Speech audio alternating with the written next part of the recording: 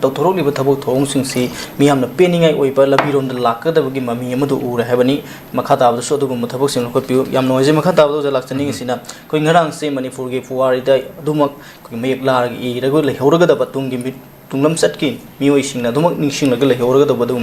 kau phadraba numit ama oina koi manipur independence day hena manipur gi tongan tongan mafam singda pangthona khiba koi august ki tang 13 1947 da koi british na koi manipur thadu sat khibagi mata si palan thoram si paksana pangthona kheba tare sigumba palan si kya maru oi kamaina masi kamai yengbe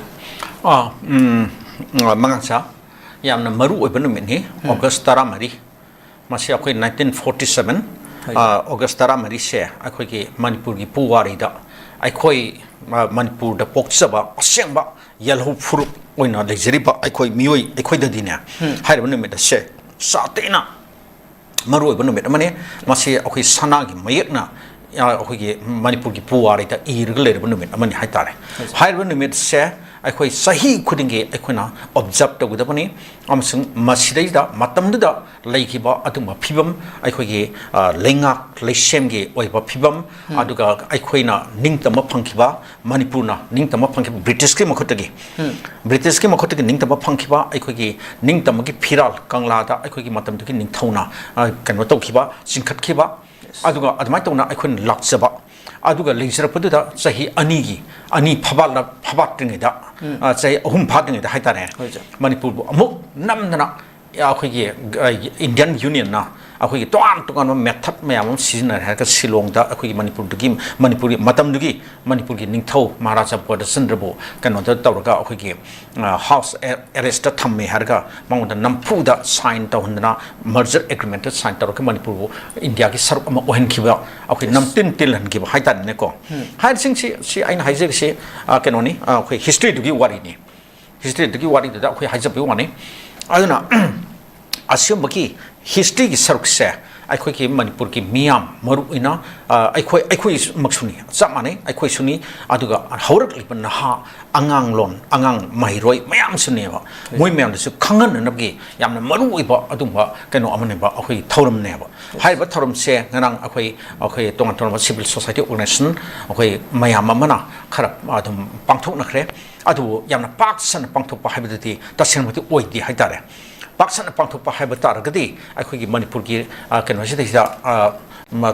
se mafam khadim tai tare laikai khadim ta club organization mayam am leriba maira pa organization leriba adi tongan lup mayam am leriba adi school sing college sing kari sing mayam leri sing se asida su chap manan pangthok kadamone adugi matamda da ikona masi paksan pangthok paniana logani aduga loinana matamda da laikiba ikoi sigi history gi yam marui ba saruk se masi wafam se ikoi ngasi mirol tungda horkata mirol singda makoi da ningtesana akoi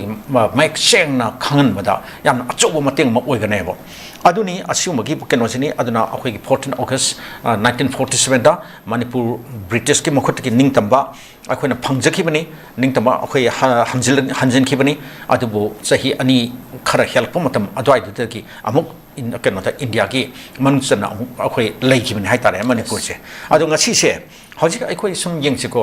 mangasa manipur ja hojikar mafimunda lege haibse ngarang aikogi tongan ba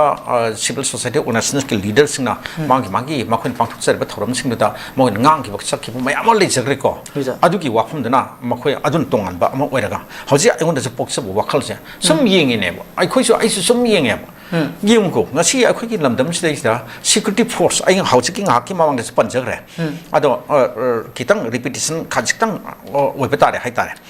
asok yamba security force mayam ama pura lan phamama lan sokna gadabgi mongda manipur da tharak le halipse masi kari gino habsine ada masigi marumda leriba government of india ke ministry of home affairs ke natagna prime minister's office ke pmo ki amasung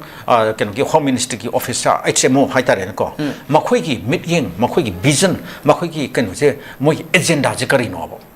adunida adai sida akhoi khana ba yaya aduna asum yam security force me malaysia ai hojing nga ki mount haizari duni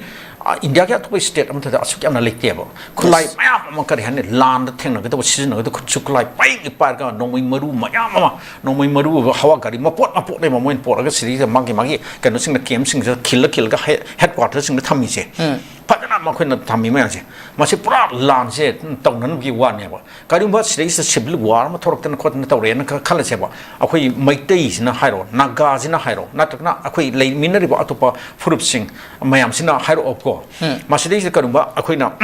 civil war ma tawna khot na akhoi gi indian akhoi gi force ki mayokta indian security force ki mayokta nataka indian akhoi gi government ki mayokta karumba khara tawre na khalo opko madudi the high for security force mayam sina makhoi power se mak padana sina ga military power sina ga madu loisna nam ki mongda lady bra hai ba wang se akhoi hangmu ya ba yes